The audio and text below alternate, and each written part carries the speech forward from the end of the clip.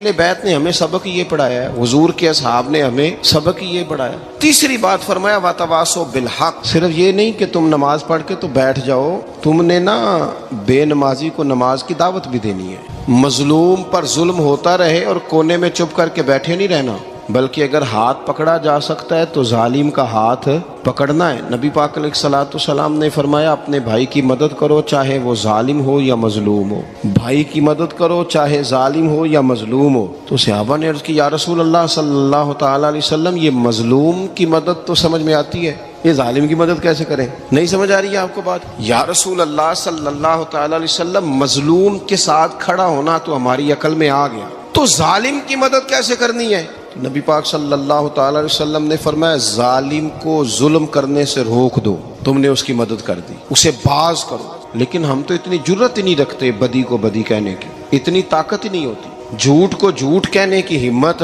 हमारे घर में सारा कुछ हो रहा होता है, हमें पता होता है कि फलां जगह पे हमारा कबीला हमारी बरादरी गलत है, पर इतनी जुर्रत करते हम सच बोलते जरूर है पर दूसरों के बारे में, अपने बारे में सच बोलने को तैयार नहीं होते। जुर्रत का मुजाहरा करें, जिंदगी में हक को हक कहना सीखें, गलत को गलत कहना सीखें, झूठ को झूठ कहें, बदी को बदी कहें, सच्चाई का साथ दें हमेशा।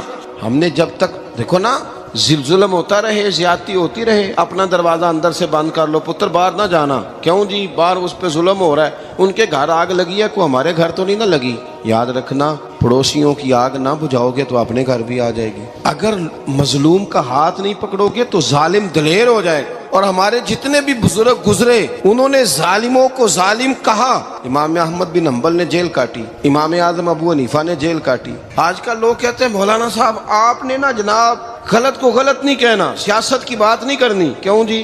किस लिए नहीं करनी? सियासत तो तदबीर का नाम है। बनु इसराइल में जितनी भी तदबीर होती थी वो सारे अंबिया किया करते थे। क्यों ना बात करें? ये जिन कुर्सियों पे आज तुमने जालिमों जाबिरों को बिठाया, ये कुर्सी तो हजरत अबू बकर सिद्दीक जैसे लोगों की है, ये तो हजरत उमर जैसे लोगों की सीट है, हजरत उस्मान गनी जैसे लोगों का काम है, मौला अली जैसे लोगों का काम है। गलत जगहों पे गलत लोग बिठा दी और फिर झूठे को झूठा भी ना कहे, जालिम को जालिम भी ना कहे।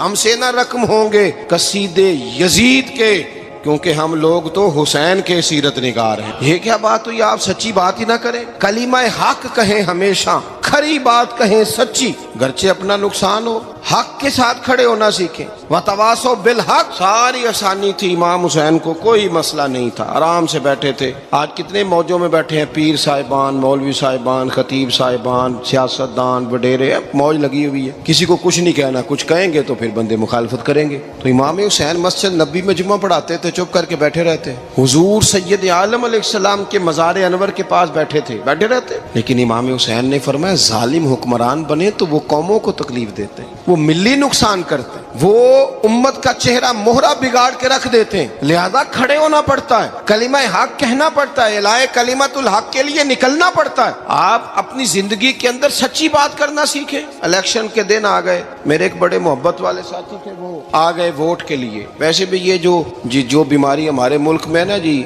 हमारे यहाँ हुक्मरान बाजों का कहते हैं ओए हो जी जमहूरियत बड़ी ज़रूरी है। वो भी किस मुसीबत का नाम है जमहूरियत? इकबाल तो कहते हैं कि ये वो चीज़ है कि जो जिसमें पता ही कोई नहीं होता, पढ़े लिखे अनपढ़ का, छोटे और बड़े का, सियाने और बेवकूफ़ का। जमहूरियत वो तर्ज हुकूमत है कि जिसमें बंदों को गिना करते हैं, तोला नहीं करते रहते हो हर वक्त। कौम को उसका हक मिलना चाहिए, गरीब की मदद होनी चाहिए, इंसाफ मिलना चाहिए।